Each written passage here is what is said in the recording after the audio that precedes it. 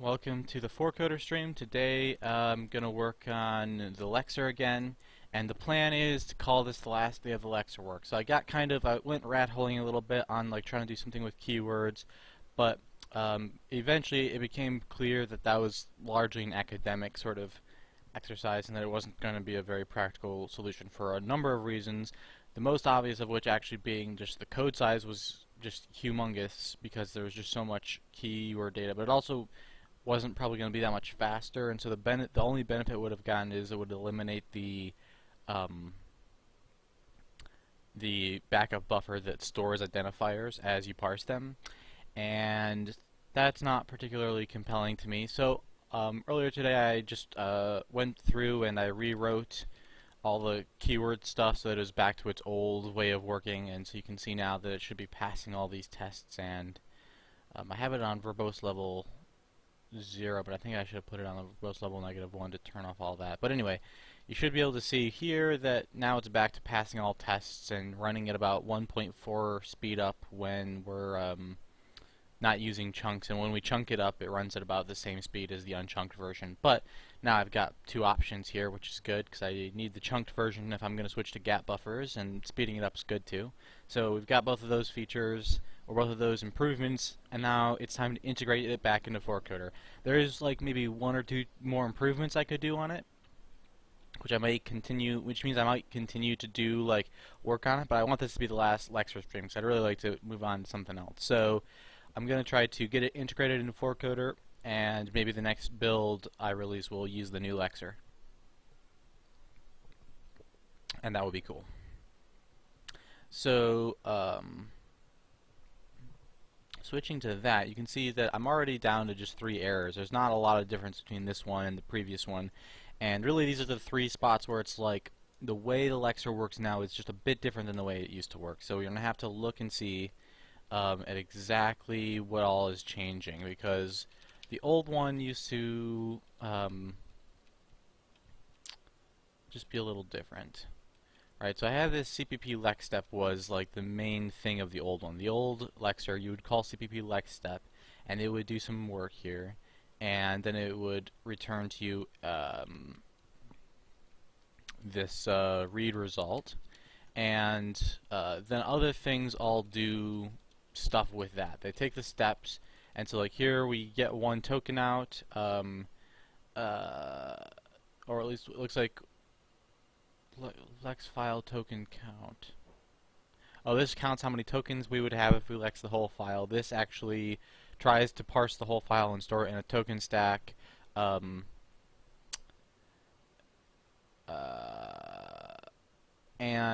that means that it's you know, not the non-alloc means it's not allocing if it runs out of space, so then it'll return this CPP lex data thing. So you can see that one isn't causing errors. We have that one replaced. There's also down here the relex non-alloc main needs to get replaced, which also uses CPP lex step. So CPP lex step is kind of the old way of thinking about this, where I would do one step at a time. But now instead of doing one step at a time, the base call doesn't do one step, but you can make it do one step by only giving it one token to fill. That actually is still a little better, because the old one used to sometimes return and then say, oh, I did a step, but this step didn't generate a token for whatever reason. I was like doing some meta stuff and I need you to call me again if you're going to give me a token. But the new one doesn't have that problem. If I ask for a token, I'll get it. But it's better than that, because now I can ask for multiple tokens, and it will, instead of having to recall that function every time, it will stay inside the loop and generate more tokens more quickly. So if I don't need just one token, I want to avoid asking for just one token. So I might not rewrite the relex non-alloc start and main might not be based on lex step, but I do have a spot that's based on lex step in the file view file for 4coder. So I want to take a look and investigate how that works. And this right here is the job callback. So what that means is that whenever you whenever it decides to do the parsing in parallel instead of within like the main thread's time, it's like, oh, this is going to take too long, let's do it in parallel. It runs this job callback, which does the parsing, and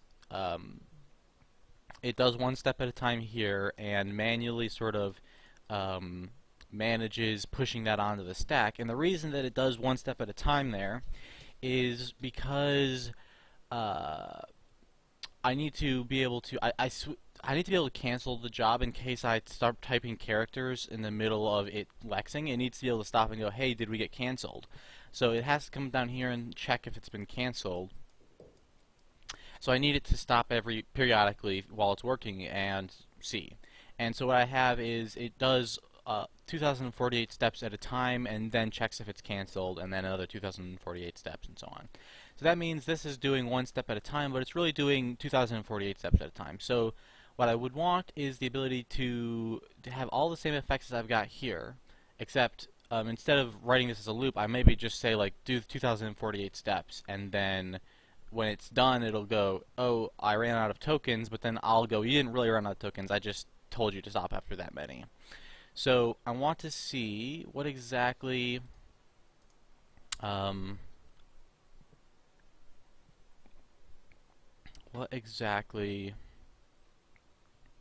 this is doing. So at each step it does some lexing. If we get a result, then we try to push it. If we fail to push it, then we ask for more. Okay, so this right here is, let me mark this stuff up a little bit so that as I transform the code into the new method I know what it does. This right here says ran out of token memory while parsing.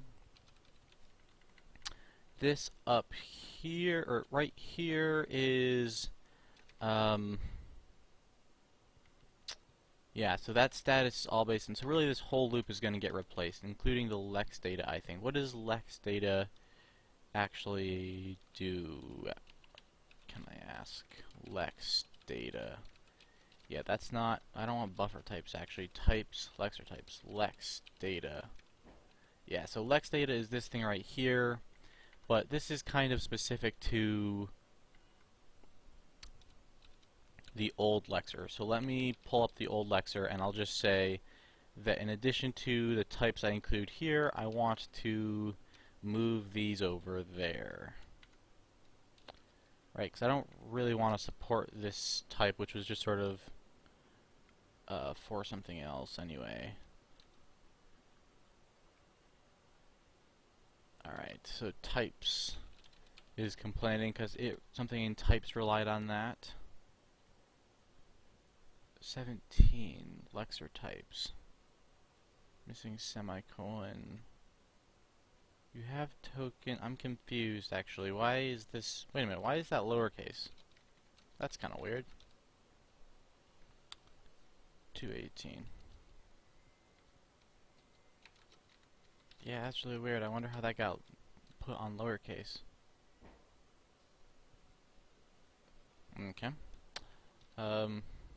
Did I like accidentally too lower this code right here? Did I go like that? Oh, I bet I accidentally pressed too lower. Alright, gotcha. Alright, so then there's new Lexer .h, and it's complaining about some missing type here. Prev token. So could be, I see. So you're complaining because it could be this or this. Could be that. Lexer.h. Right, so I don't want to build the experiment anyway, so let me just change that over.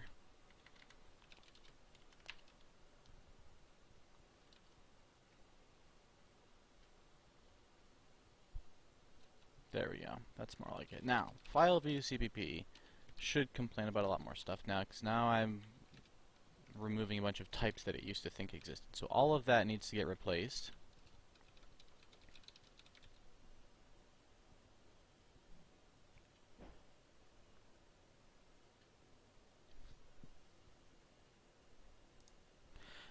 Static Motion asks if I know any resources for parsing, how to learn about parsing, because he's working on his first parser, and I can't really say that I do. I mean, I have never, I've never like read something that was like mind-blowingly important to how I understand parsing. It's more like I just sort of bop around when I'm looking for info and maybe find some like cool idea here and there, but for the most part, that's not how I learned how to do stuff.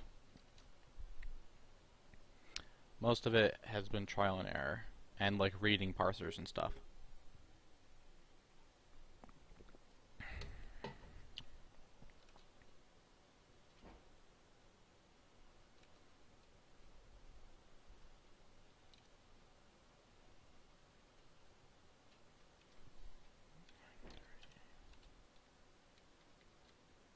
The only exception to that is that the finite state machine stuff that I was doing in past episodes, that was all inspired by one article by Sean Baer, which is actually very helpful once you kind of have the basics down, though.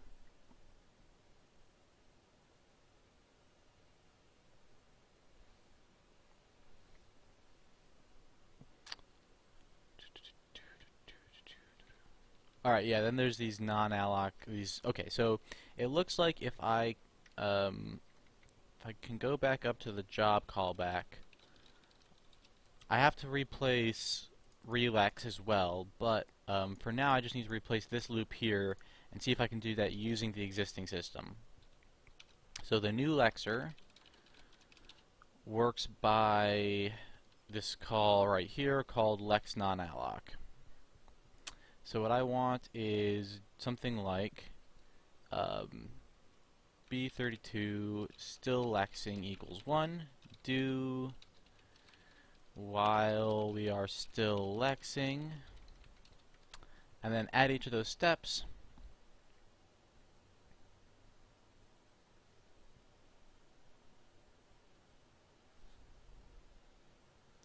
Let's see.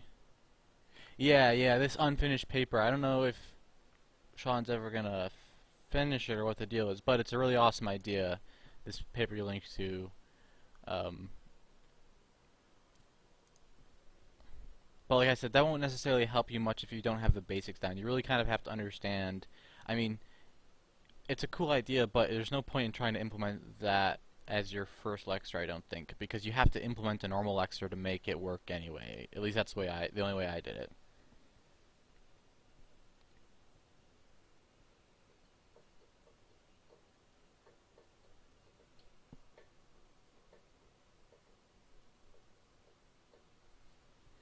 Alright, so I'm going to do this loop, and then the idea is going to be, look, if well, hold on, what is the deal with how this right here works, actually? If I do cpp lex non-alloc, it returns to me something. I give it a lex data. What is that? I believe that's just something I have to clear to null to begin with.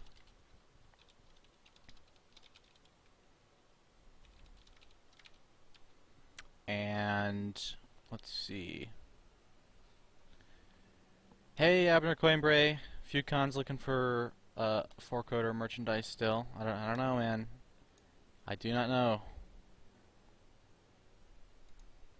All right, so I'll work on that when 4coder is not a piece of garbage. Okay, that's all I'm saying. Until 4coder is not garbage, only I can wear the embarrassing 4coder hat. So okay, still lexing, blah blah blah. I clear it to 0, and then I need to call cpp lex non-alloc, which that just has the job of doing some lexing without allocating, and that used to be written based on the function right here, the step result, or the cpp lex step, but I'm skewing that from the system now because it's got some issues.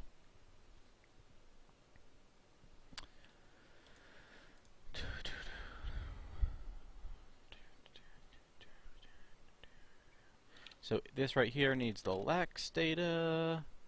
It needs a chunk and a size, which I don't have yet, but I guess that's for now not that hard. That's just the CPP file data, CPP file size. So go ahead and lex the whole thing, and then a token stack. Now, what I actually should do here is I have this is written as CPP Lex non-alloc, and you just give it to stack. But I want to be able to I want to do a special version real quick of this. So let me change gear and add in, because I feel like limiting the number of tokens you get out is just something I'm going to want to support, just like I do for limiting the size of the chunks that you put in, like so you feed chunks at a piece at a time. So I'm going to say like int max tokens, right? And then the idea would be simply we make a new token stack called temp stack, which is just a copy of this stack, and that doesn't copy the actual like whole buffer of the tokens. Most of my like structs for like strings and stacks, what I do is I have a struct that points to the actual buffer, and then I can copy the struct around and make like temp versions of the struct, but I don't copy the buffer unless I explicitly want it. And so that's just the rule. It's like everywhere that's the rule. And then the result, I don't know exactly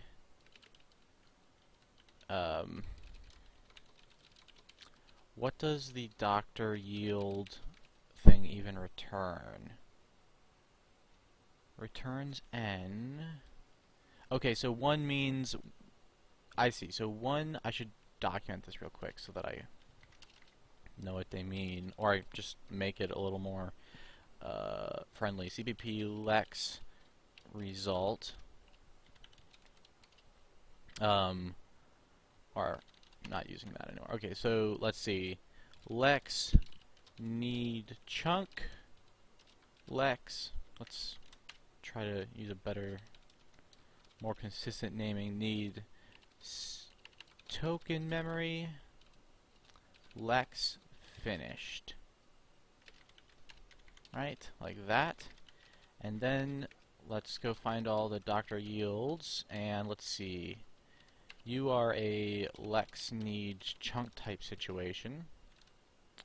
Let's see, there's more of these. You need a chunk. You need a chunk. You need a chunk. You need a chunk. See, there's a 2 down here. This one needs token memory, and this one right here is finished, right? Okay, so that's what the return actually means.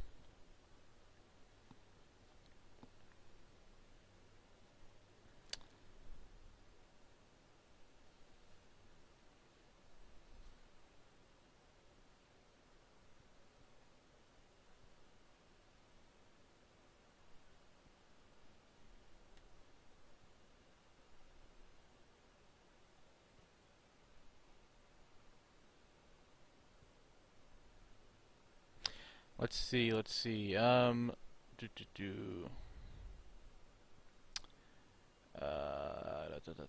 I grab a copy of the stack, and then what I want to do is set the max lower. And what I want to set the max to is I want to say, look, the max is going to be, it's going to be something like this. If the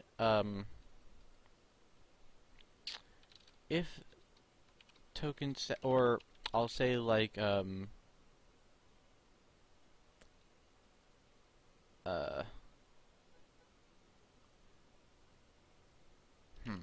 so if temp stack dot max count is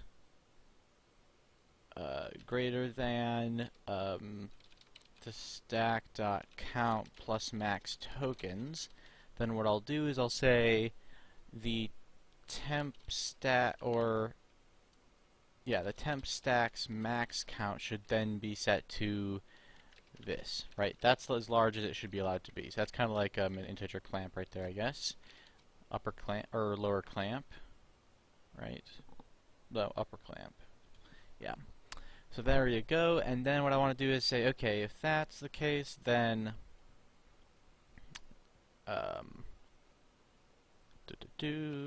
Lex non-alloc, same state pointer, same chunk and size. Oh, and this is where the result will get stored actually. So let's do int result equals, and put that into the temp stack. like so. Okay, so there's the way to do it. And then token stack out count will equal the temp stack count. That way, because that is one thing that this might change that won't actually get reported back to the user because of this temp thing. Right, so now I'm getting my result, updating the token stack count, but I'm using this potentially truncated max so that I can limit how many steps I take. That way, if you really, really just want to do one token at a time, you just put a 1 there, right? So now, the advantage is, I used to say that the base of the API, where the actual algorithm existed, was only getting 1 at a time, but that meant there was no way to optimize better than 1 at a time. Now this is optimized for doing large numbers of tokens at once, but you can still limit it to a certain number so that you can say give me just 1 and get the same semantics that you could have gotten. But now when you ask for the higher level thing where you get more than 1 at a time, it's actually faster than it would have been, right?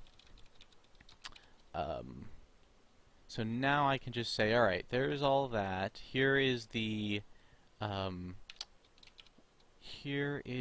token stack. Where is that? Tokens. And don't do any more than 2048, right? Try it, go as far as you can, but stop at 2048. Like, I don't want more than 2048 tokens. And the reason I don't want more than that is because I might end up in a situation